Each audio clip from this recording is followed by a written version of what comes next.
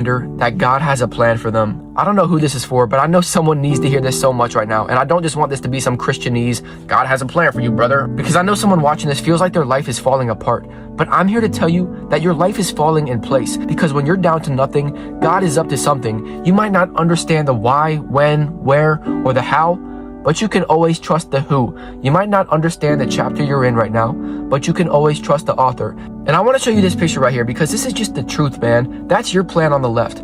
Just a point A to point B, easy path, flat path, no trials and tribulations, and that's your one flower at the end. But then God's plan for you, you gotta climb for God's plan. It's gonna be tougher, it's gonna be more difficult, but He has a whole garden for you. And God's plan is so much better than your plan. Things might not be going the way you want them to right now, but they're going the way God needs them to. And sometimes you gotta go through something you don't wanna go through so that God can get you to where He wants you to go to. Think about Joseph in the Bible. If you don't know, Joseph was a teenager. He was 17 years old when God gave him a dream about how he would become a ruler.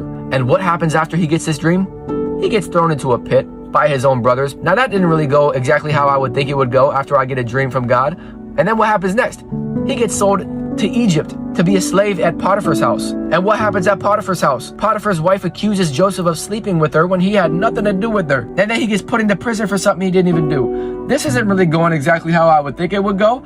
If I'm Joseph, I'm like, God, did you forget about me? What's going on? And maybe that's how you feel right now. But little did Joseph know, God had a plan for all of it. Because one day, Joseph woke up in the prison cell, and by that night, he was in the palace. He got promoted to be second in command over all of Egypt. But if he never got thrown into the pit, he would have never got sold to Egypt. If he never got sold to Egypt, he would have never got put into prison for something he didn't even do. If he never got put into prison, he would have never made it to the palace.